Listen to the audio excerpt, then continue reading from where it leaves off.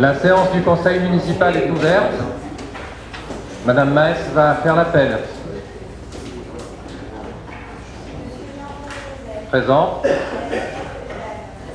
Monsieur Chaurel Jean-Pierre, Madame Sarkissian Dalida, Monsieur Rocheteau Philippe, Madame Majarian Marlène, Monsieur Bertoncini Franck, Madame M. Élodie représentée par Monsieur Maes, Monsieur Friané Laurent, Madame Gaudin Christiane, Monsieur Demoury Gérard, Madame Bourgeois Ginette, Monsieur Valero Gérard, Monsieur Maes Jean-Michel, Monsieur Roux Christian, moi-même présente, Madame Bertonnery représentée par Monsieur Bertoncini, Monsieur Caparos Michel, Madame Bourron Valérie, Monsieur Moiden Anis, Madame Reveste Ségolène représentée par Madame Bourgeois, Monsieur Garcia Antoine, Monsieur Champion Yannick, Madame Goncalves Manuela, Madame Sergio Floriane, Monsieur Palais Christian, représenté par Madame Hossein, Monsieur Vivier Christian, Madame Lantillon Christine,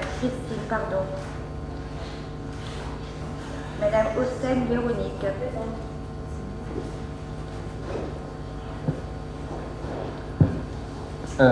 Alors, on commence par les décisions. Il y a une sortie d'inventaire communal, c'est une débroussailleuse.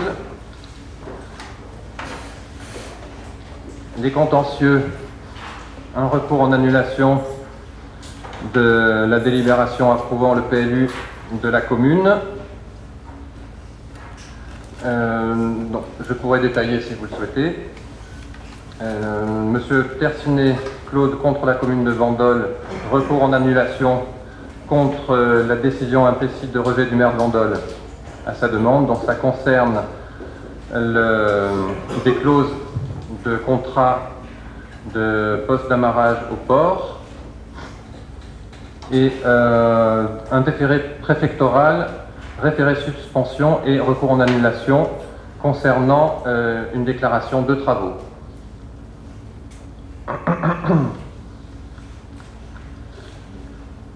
Alors, nous avons comme compte-rendu à voter le procès-verbal de séance du 18 décembre 2015. Est-ce qu'il y a des observations? Alors, qui est contre? Qui s'abstient? Qui est pour?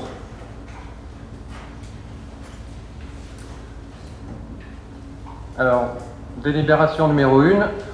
Auparavant, je voudrais vous indiquer qu'il y a très peu de délibérations et ça n'est pas bien entendu une volonté de faire beaucoup de conseils municipaux pour le plaisir d'en faire. Simplement, tout à l'heure, Madame Eck, lors de la 3e délibération, vous dira quelle était l'importance de cette délibération et son degré d'urgence. Délibération numéro 1. Il s'agit de retirer la délibération numéro 18 du 26 décembre 2015, simplement parce que la communauté d'agglomération Sud-Sainte-Baume a la compétence concernant le SCOT, le schéma de cohérence territoriale, et donc il n'y a pas lieu d'avoir des délégués sur Bandol. Qui est contre? Qui s'abstient? Qui est pour? Délibération numéro 2, désignation d'un correspondant défense. Alors, effectivement, c'est dans la suite logique des dernières élections municipales partielles qui ont eu lieu en décembre. Et il convient de nommer un nouveau correspondant défense, sachant que c'est un poste qui peut avoir de multiples atouts. En effet, en partenariat avec la délégation militaire départementale, il y a toutes sortes d'actions qui peuvent être menées et qui peuvent être utiles pour la commune, et notamment des projets concernant la commune pour informer les jeunes de ce que fait la défense, le devoir de mémoire, plusieurs actions aussi de soutien aux jeunes de communication. Voilà, donc je propose pour cette mission Monsieur Michel Caparros, qui a un passé militaire. Et donc, Monsieur Caparros, si vous voulez dire quelques mots par rapport à cette mission qu'on prévoit de vous confier. Oui, je l'accepte volontiers. J'ai servi dans un régiment qui était basé sur Rouen et que moi-même géré pendant plus de 6 mois un centre de recrutement et de formation donc, pour l'armée de terre. Donc je me sens tout à fait qualifié pour ce poste. Voilà.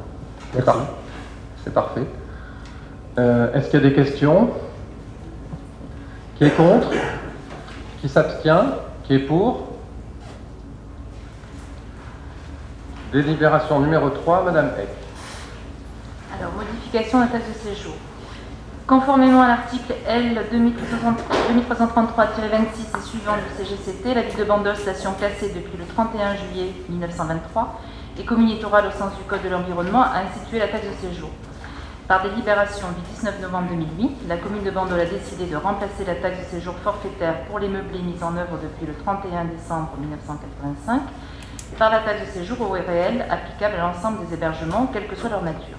Il convient de préciser également que, conformément aux dispositions de l'article L 3333-1 du Code général des collectivités territoriales, le Conseil général du Var a institué une taxe de séjour additionnelle de 10% par délibération du 26 mars 2003. Puis, par délibération du 22 novembre 2013, elle a modifié les modalités de perception de la taxe de séjour, compte tenu des évolutions législatives et réglementaires intervenues en la matière, notamment suite au décret du 6 octobre 2011.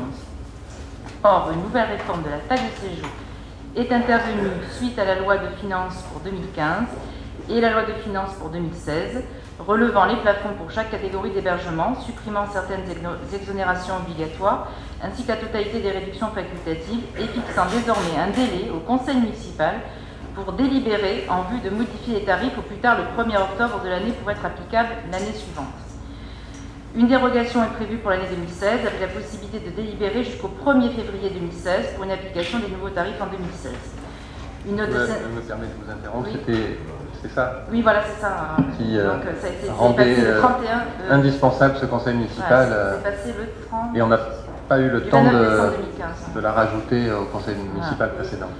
Alors, une note de synthèse explicative sur les modalités de perception de la taxe de séjour est jointe, donc vous l'avez vu.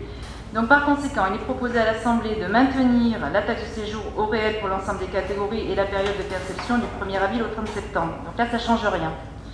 De fixer le montant de la taxe de séjour comprenant une majoration de 10% au profit du département du Var selon le type de la catégorie d'hébergement. Donc, je vais vous passer toutes les étoiles et les catégories.